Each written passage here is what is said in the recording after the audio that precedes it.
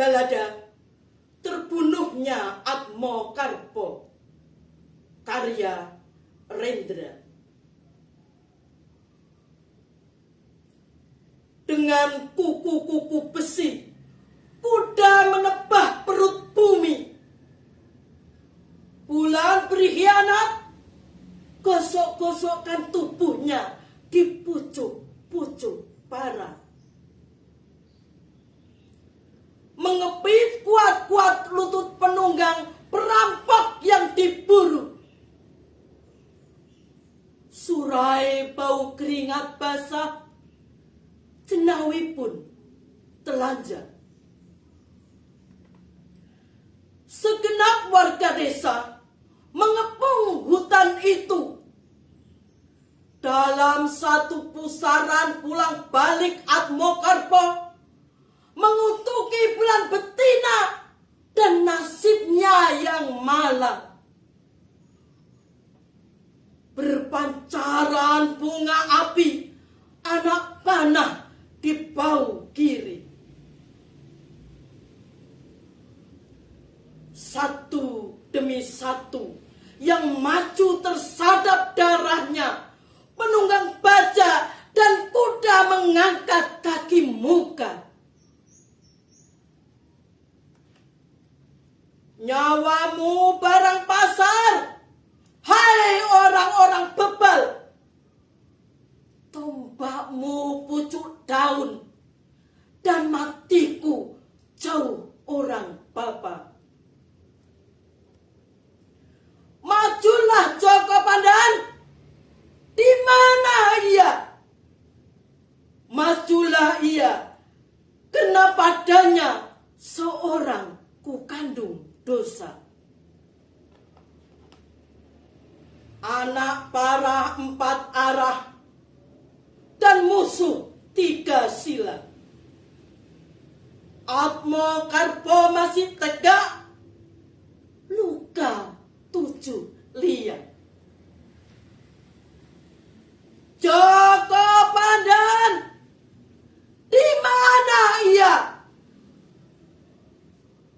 Hanya padanya seorang kukandung dosa. Bedah perutnya, tapi masih setan ia.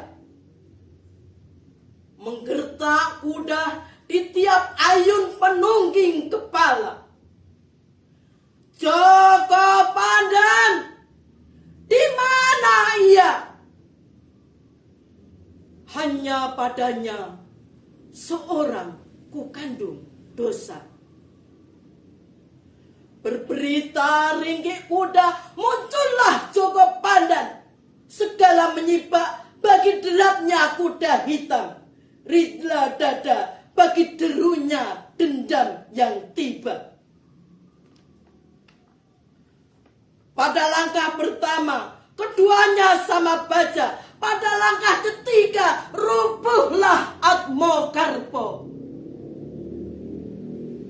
Panas luka-luka, terbuka daging, kelopak-kelopak angsoka. Malam bagai kedok, hutan bopeng oleh luka.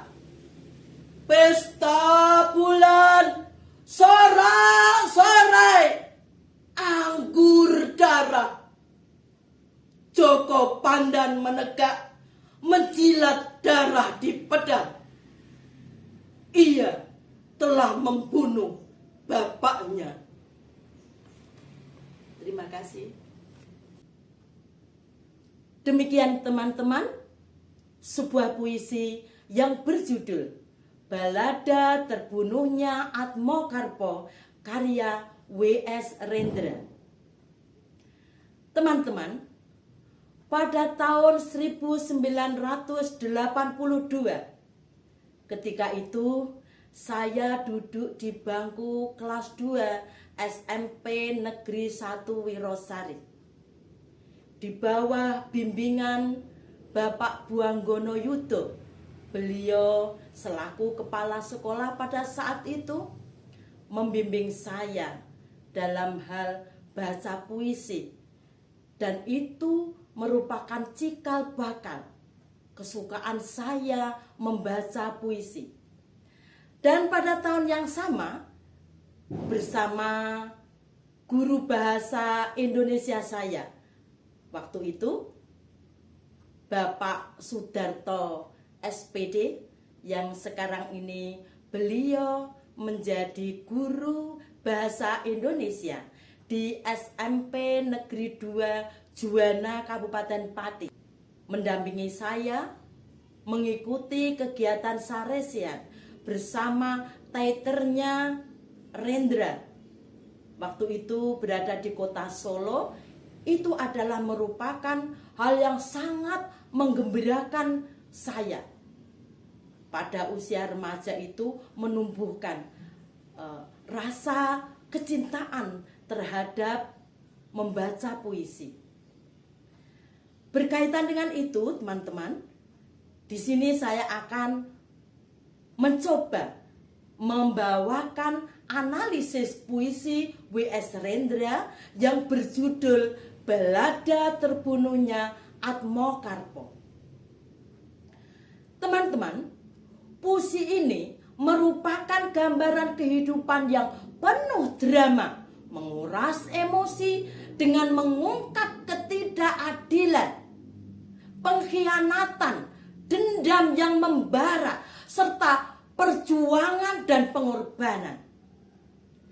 Dengan kalimat kuku-kuku besi, kuda menebah perut bumi, adalah ekspresi kemarahan yang dilakukan karena adanya kritik sosial. Penindasan kepada masyarakat. Jadi Atmokarpo adalah simbol perlawanan terhadap penguasa. Bulan, hutan adalah merupakan personifikasi. Itu bisa dilihat dari kalimat bulan berkhianat, gosok-gosokkan tubuhnya di pucuk-pucuk parang. Ini memberikan gambaran bahwa bulan sebagai penerang seharusnya bisa menjadi saksi dari sebuah peristiwa yang terjadi. Puisi ini menciptakan gambaran emosi yang luar biasa, terutama ketika Atmokarpo bertahan dalam keadaan terluka parah. Djoko Pandan sebagai seorang anak yang pada akhirnya membunuh Atmokarpo, bapaknya, tentu ini merupakan konflik batin dan dilema moral yang luar biasa. Tidak sesuai dengan norma agama, tidak sesuai dengan norma sosial yang ada di masyarakat kita. Kedukaan dan penderitaan yang sangat mendalam, yang sangat dahsyat. Bulan, hutan, darah, dan pedang adalah simbolisme dan metamorfosa. Bulan sebagai pengkhianat menciptakan atmosfer gelap. Hutan adalah merupakan habitat di mana makhluk hidup itu berada. Lalu darah dan pedang mencerminkan pertumpahan darah dan konflik fisik kekuasaan. Atmokarpo adalah simbol pejuang yang berkorban dalam melawan ketidakadilan. Gambaran seorang pahlawan yang berani tegak berdiri walaupun dia mendapatkan penindasan. Puisi yang menegaskan perlawanan dari anarki yang dipenuhi dengan dendam, penindasan, dan keputusasaan. Perlawanan Atmokarpo, bahkan dia pada akhirnya dibunuh oleh anaknya sendiri. Ini gambaran dari sebuah tirani yang dalam falsafah Jawa dilarang untuk bersikap adigang, adigung, adiguno. Nah, ini pada akhirnya menimbulkan kehancuran, penderitaan yang sangat dalam. Demikian teman-teman yang bisa saya sampaikan. Semoga ada manfaatnya. Kritik dan saran selalu saya nantikan. Jangan lupa, mari kita selalu berbuat kebaikan. Jangan lupa beri subscribe, like, dan komen, serta share ke nomor yang lain supaya lebih bermanfaat. Kurang lebihnya minta maaf. Sampai bertemu di video selanjutnya. Wassalamualaikum warahmatullahi wabarakatuh.